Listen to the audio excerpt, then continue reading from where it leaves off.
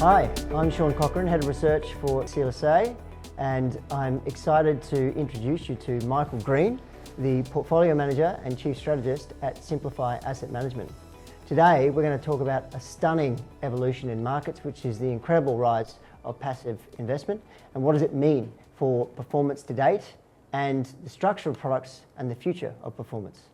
So with that as an introduction, Michael, welcome to the Director's Cuts discussion, where we unpack all these amazing ideas that you've produced for our report.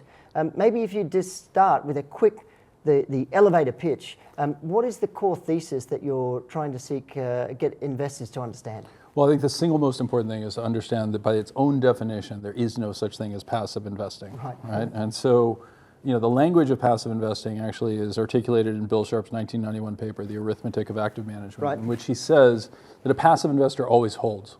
There's no mechanism for them to get in, there's no mechanism to get out. And so the minute you actually recognize that this is an impossibility, right? Now, he literally suggests that this is happening in the liminal hours in which the markets are closed, right?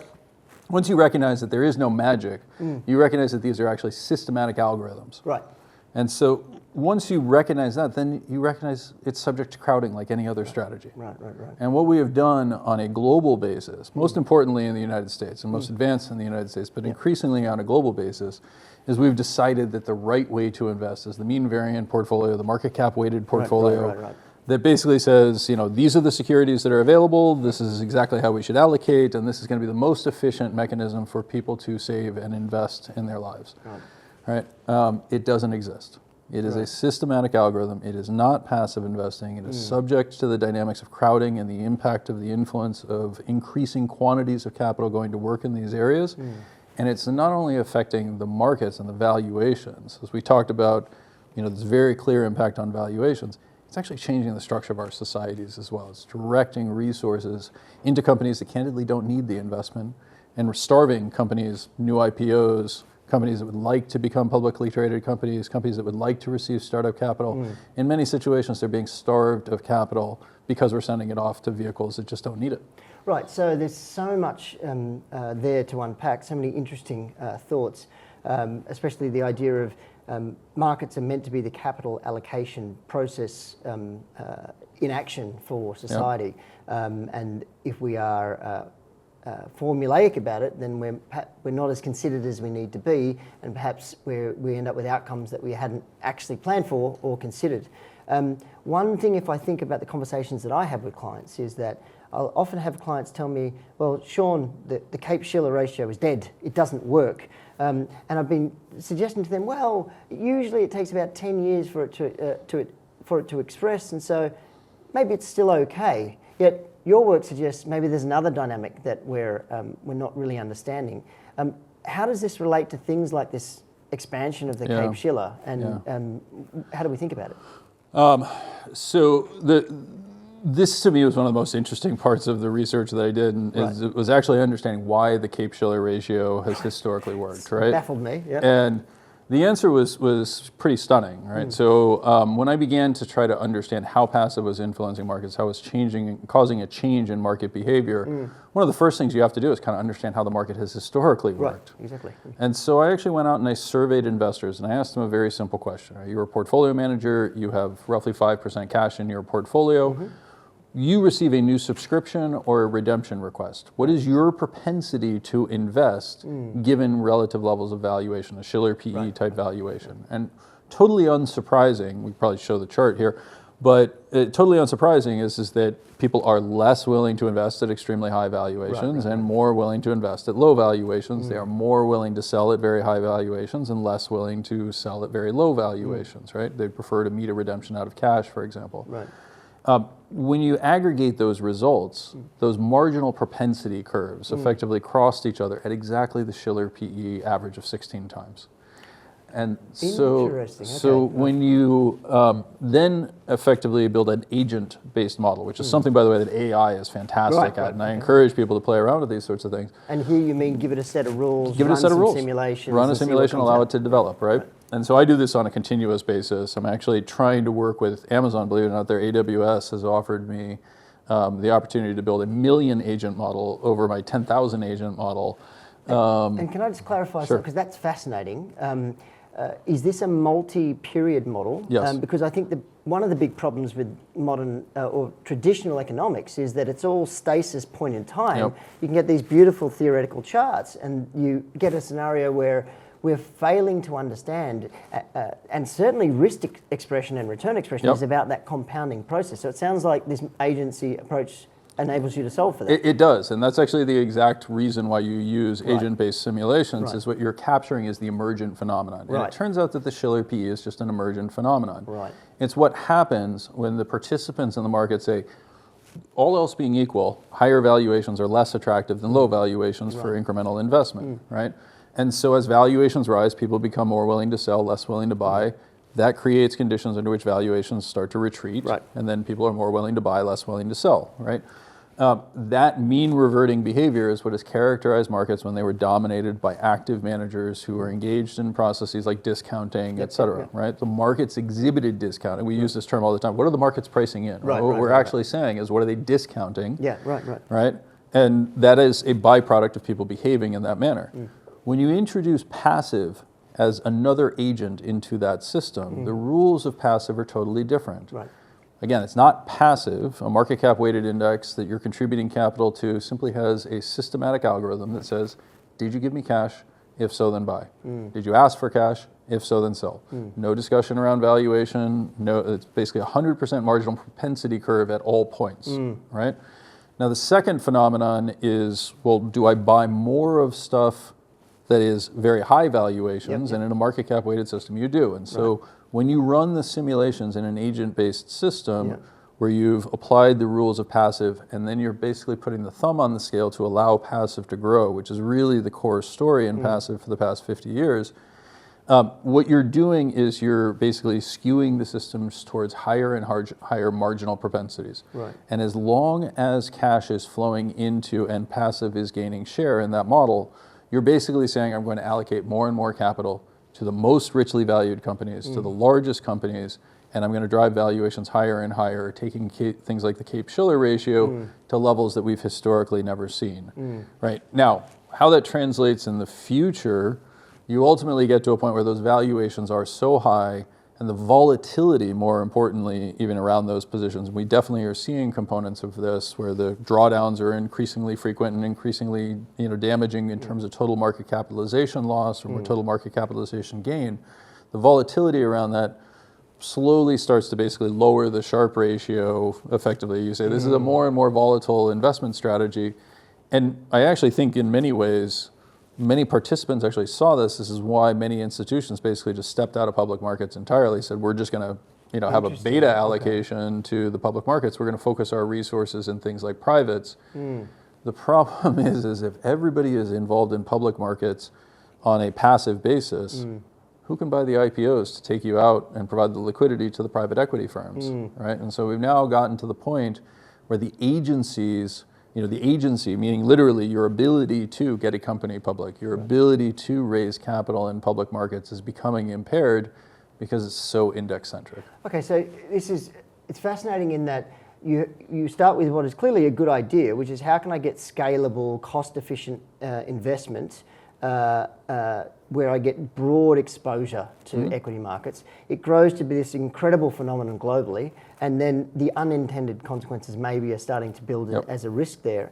And so what's interesting is that listening to you, it seems the core thesis is that everything is an algorithm. It's just a question of how dynamic, how flexible, how simple, in that if I think of active, the algorithm is humans, and so it's perhaps a little less predictable if it's not entirely formulaic. Then there's highly formulaic but deeply sophisticated.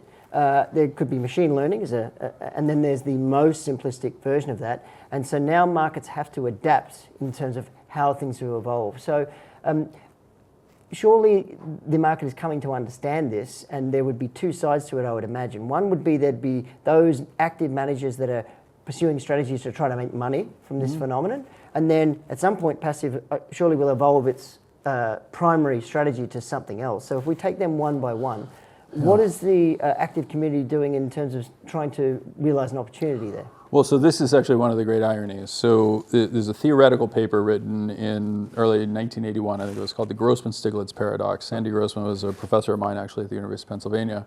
And it's subtitled the impossibility of perfectly efficient markets. Studied it at university. You remember it in university, right? Okay, so the Grossman-Stiglitz framework ultimately says the cost of obtaining information is costly, and therefore we have to have the ability to create excess return. Right.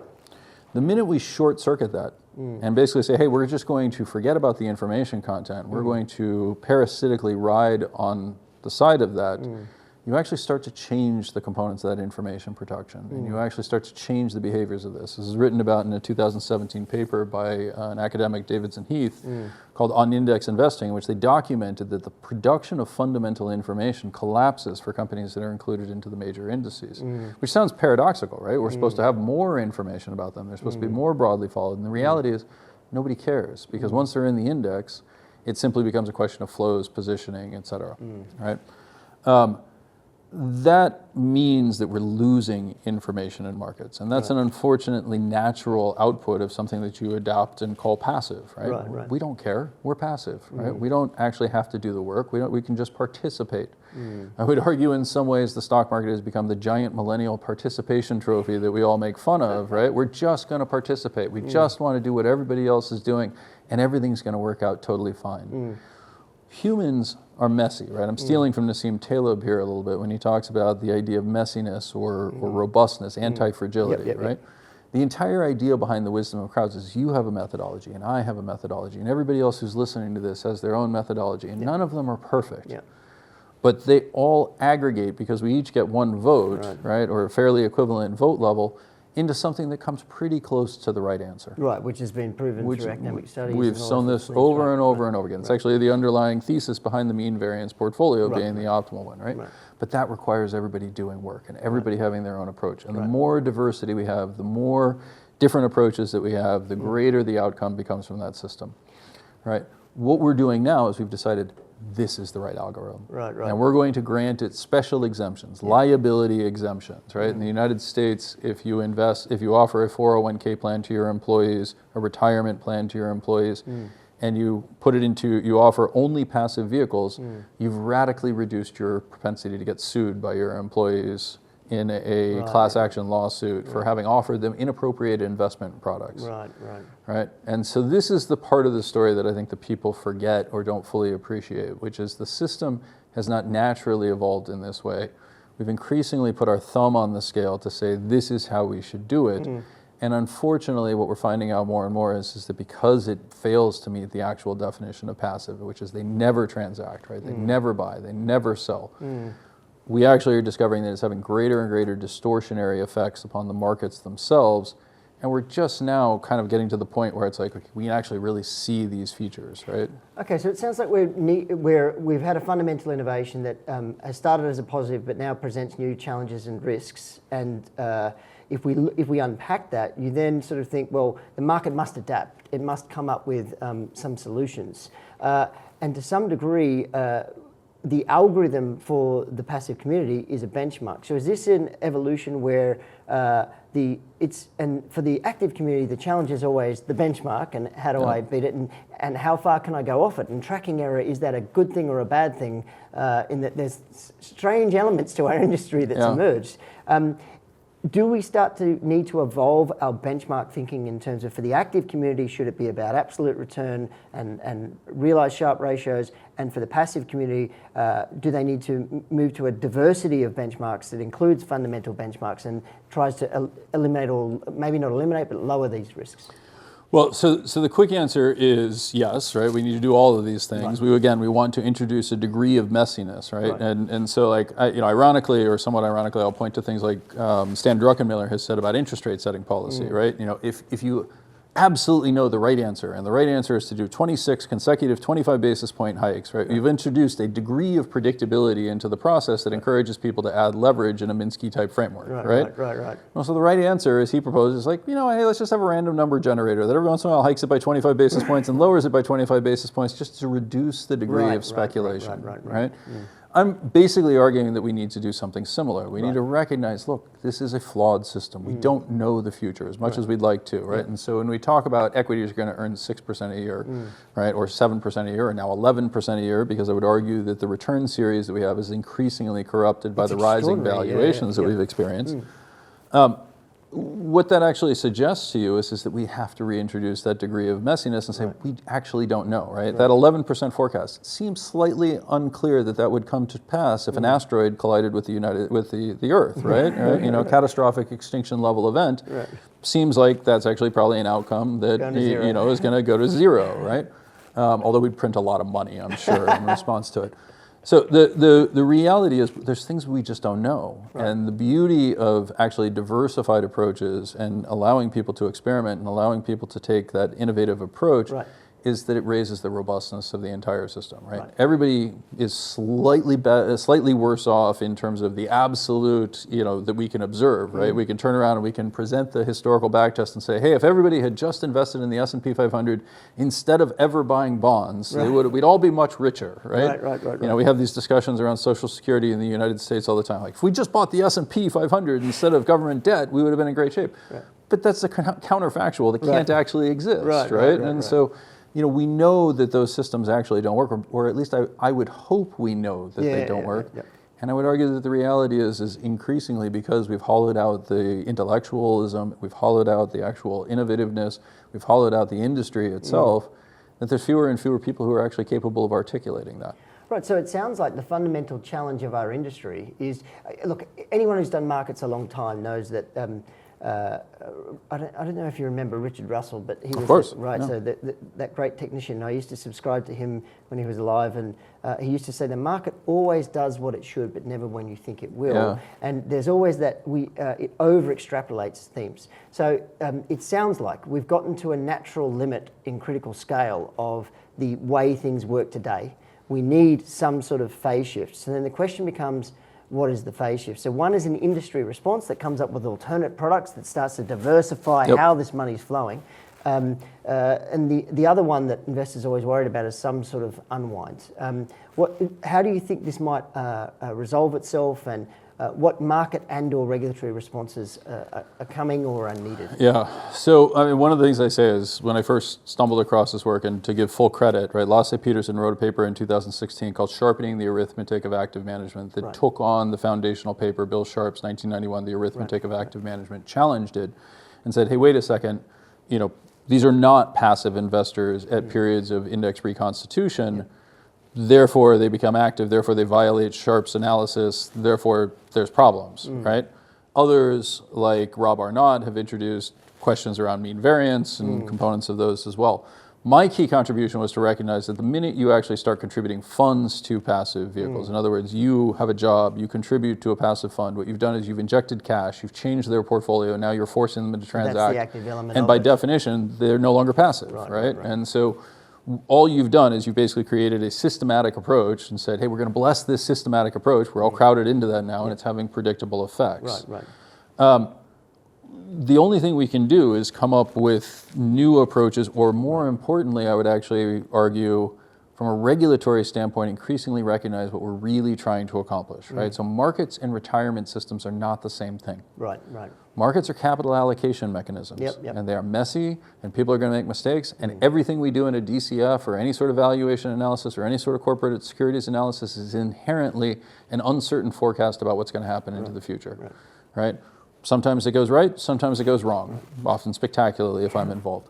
But the far more important thing that we need to recognize about that is that when the government starts saying, well, this is the way to do something, right? Then all of a sudden we've taken systems of capitalism and all the messiness and excitement around that and the wisdom of the crowds, and we've fundamentally changed it. And so we're going to get very, very different outcomes. And so this sounds absurd until you really stop and think about it. But like many of the things we're doing with passive investing, actually we're seeing now take root in our local communities, underinvestment in local communities or infrastructure, et cetera. Why?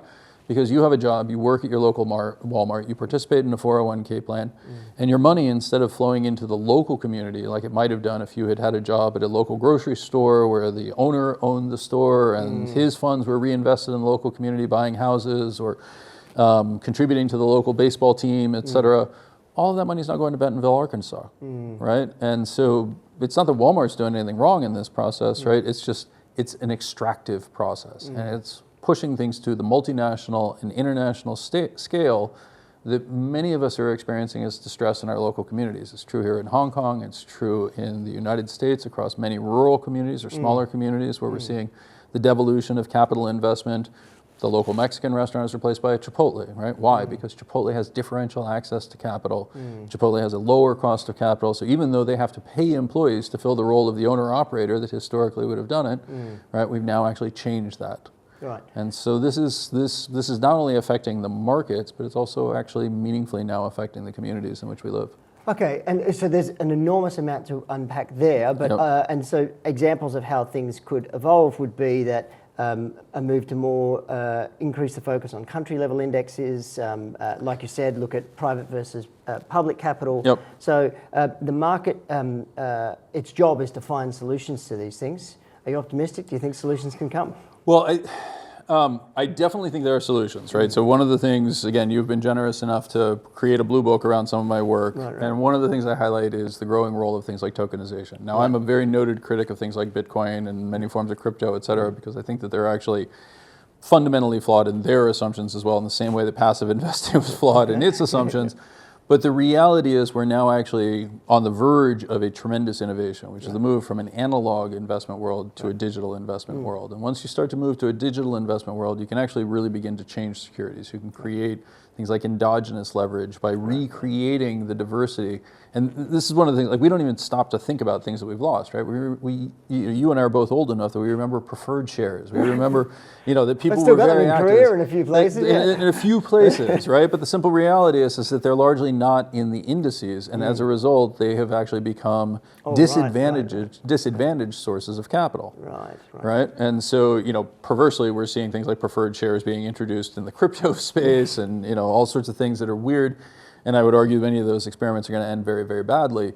But the simple reality is that we've lost that heterogeneity, by this virtue. And so things like tokenization are one of the tools that I would suggest could actually redirect some of those resources, allow people not only to create products that are very valuable for the companies seeking financing, but also for individuals who are seeking very specific components in terms of their behaviors, right? By creating a CLO type waterfall in equity cash flows, I could direct the first tranche of dividends in the S&P 500 to old people, right, who need retirement security. And I can then create residual securities, for example, that would be very appealing to young people who want to have something that has a fundamental tie, but also is much more volatile than, say, the S&P 500, because they're seeking that type of volatility. When you're dollar cost averaging in, volatility is your friend. Right. When you're trying to retire, dollar cost averaging is your enemy. Right. So then, so it's fascinating in that, so if I recap what I think is the core thesis, it's that we need that diversity of approach, structure, flows that then gives the market back its sort of signaling mechanism and its pricing power. Absolutely. And that the challenge for the industry is to invigorate the innovation and provide more flexibility of model approach and choice. And there's potentially a role for the rise of digital assets to help catalyze some of that change. And that importantly, we all need to better understand what's going on. And so that's something that you're helping us do, and so I'm doing my best.